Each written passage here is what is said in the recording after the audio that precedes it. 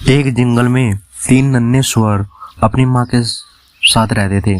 कुछ समय बाद जब वो बड़े हुए तो उनकी माँ ने उन्हें बुलाया और कहा, मेरे प्यारे बेटो, तुम तीनों अब खुद की देखभाल कर सकते हो और खुद के दम पर अपना जीवन जी सकते हो।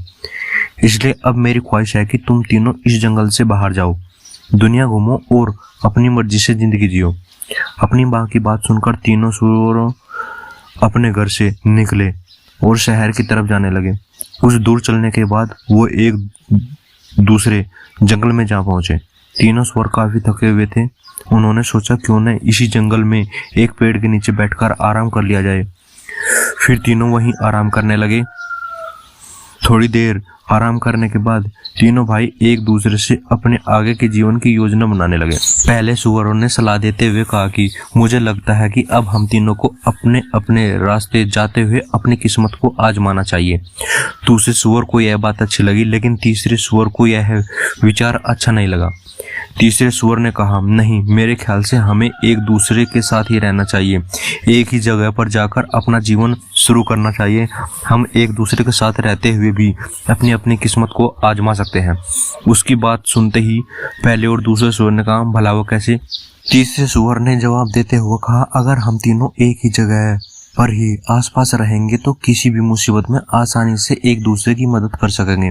यह बात दोनों ही सुअरों को अच्छी लगी। उन दोनों ने उसकी बात मान ली। एक ही जगह पर आसपास अपना घर बनाने जुट गए। पहले सुअर के मन में विचार आया कि उसे भूसे का घर बनाना चाहिए, वो जल्दी बन जाएगा और उसे बनाने में मेहनत भी कम करनी पड़ेगी। उसने जल्दी कम समय में सबसे पहले अपने भूसे का घर बना लिया और आराम। वही दूसरे सुअर ने पेड़ की सूखी टहनियों से घर बनाने का फैसला किया। उसने सोचा, मेरा टहनियों वाला घर भूसे के घर से काफी मजबूत होगा। इसके बाद उसने पेड़ की सूखी टहनियां जुटाई और थोड़ी मेहनत करके अपने घर को बना लिया। फिर वो भी उसमें आराम करने लगा और खेलने लगा। दूसरी तरफ तीसरे सुअर ने काफी सोच विचार के साथ में ईंट पत्थरों से घर बनाने का निर्णय किया। उसने सोचा, घर बनाने में बहुत अधिक मेहनत तो लगेगी, लेकिन यह बहुत मजबूत और सुरक्षित भी होगा। ईंट का घर बनाने में तीसरे सुअर को 7 दिन का समय लग गया। तीसरे सुअर को एक घर बनाने के लिए इतना मेहनत करते हुए देख बाकी दोनों सुअर ने उसका खूब मजाक बनाया। उन्हें लगता है कि वो एक घर को बनाने के लिए इतनी मेहनत अपनी बेवकूफ़ी की वजह से कर रहा है। वे दोनों उसे अपने साथ खेलने के लिए भी उकसाते थे, लेकिन तीसरा सुअर कड़ी मेहनत से अपना घर बनाता। जब ईंटों से उसका घर बनकर तैयार हो गया तो वह देखने में बहुत सुंदर और मजबूत लग रहा था।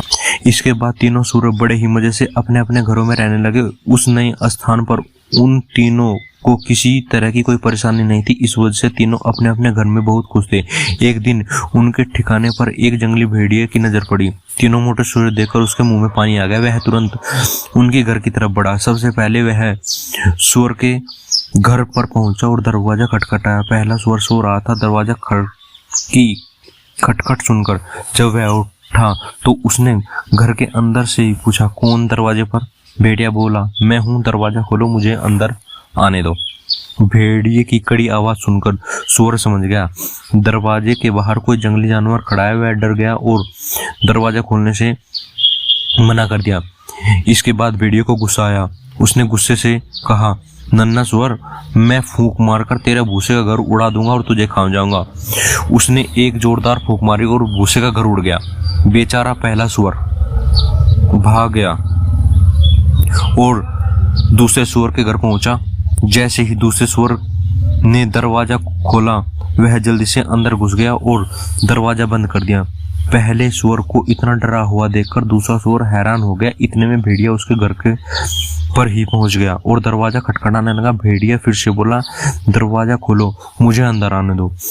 आवाज सुनकर पहला सुअर पहचान गया कि दरवाजे पर भेड़िया ही है। उसने कहा, भाई तुम दरवाजा मत खोलना, यह एक जंगली खूंखार भेड़िया है जो हम दोनों को खा जाएगा।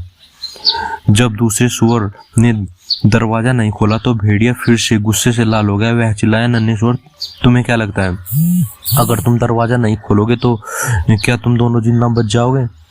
इस टहनियों से बने घर को मैं एक झटके से तोड़ सकता हूँ। इतना कहते ही भेड़िए ने एक ही झटके में टहनियों से बना घर दूसरे सुअर का घर तोड़ दिया। अब दोनों सुअर वहां से तेजी से भागे और तीसरे सुअर के घर पहुंचकर उसको सारी बात बताई। यह सुनकर तीसरे सुअर ने कहा, तुम मत डरो, मेरा घर बहुत मजबूत है, वह जंगली भेड़िया इसे नहीं तोड़ सकता। लेकिन वे दोनों सुअर भेड़िए से काफी डरे हुए थे, इसलिए घर के एक कोने में जाकर छिप गए। इतने में वहां भेड़िया आया। वह तीसरे सुअर के घर पर दरवाजा खटखटाया। उसने कहा, दरवाजा खोलो जल्दी से, मुझे घर के अंदर आने दो। तभी तीसरे सुअर ने बिना डरे हुए कहा, नहीं, तुम दरवाजा नहीं, हम दरवाजा नहीं खोलेंगे। यह सुनकर भेड़िया चिल्लाया, और मैं फिर तुम तीनों को मारकर खा जाऊंगा, मैं इस घर को भी तोड़ सकता हूँ। भेड़िए ने तीसरे सुअर के ईंट से बने घर को तोड़ने की कोशिश करने लगा। सबसे पहले उसने फूंक मारी, लेकिन वह ईंटों का बना घर नहीं उड़ा। उसके बाद उसने अपने पंजों से घर को तोड़ने का प्रयास किया, लेकिन वह भी असफल रहा। उस जंगली भेड़िए के बहुत प्रयास करने पर भी तीसरे सुअर का ईंटों से बना घर नहीं टूटा। लेकिन फिर भी भेड़िए ने हार नहीं मानी। उसने तय किया कि वह घर के अंदर चिमनी के रास्ते घुसेगा। पहले वह घर की छत पर चढ़ा, फिर चिमनी के रास्ते घर के अंदर घुसने लगा। चिमनी के अंदर से आ रही आवाजों को सुनकर पहला और दूसरा सुअर और ज्यादा डर गए, रोने लगे। तभी तीसरे सुअर को एक तरकीब सूझी। उसने चिमनी के नीचे आग लगा दी और एक बर्तन में पानी भरकर उसे उबालने के लिए रख दिया। बेटी ने जैसे ही चिमनी के अंदर नीचे की तरफ छंगाल लगाई, वह सीधा उस उबलते हुए पानी में गिर गया और उसकी मौत हो गई। इस तरह तीसरे सुअर की बुद्धिमानी और निडरता से तीनों सुअर की जान बच गई। फिर पहले और दूसरे सुअर को अपनी अपनी गलती का एहसास हुआ। उन्होंने कहा, भाई, हमें माफ कर दो, हमें तुम्हारा मजाक नहीं बनाना चाहिए था, तुम बिल्कुल सही थे, आज तुम्हारे कारण हम जिंदा बचे हैं। तीसरे सुअर ने उन दोनों को माफ कर दिया और दोनों को अपने ही घर में रहने के लिए कहा। उसके बाद तीनों सुअर खुशहाली से एक साथ ईंट से बने मजबूत घर में रहने। कहानी से सीख। तीन छोटे सुअरों की कहानी हमें सीख देती है कि कभी भी दूसरों की कड़ी मेहनत का मजाक नहीं उड़ाना चाहिए, साथ ही खुद की कड़ी मेहनत करनी चाहिए और सूझबूझ कर ही कोई फैसला करना चाहिए।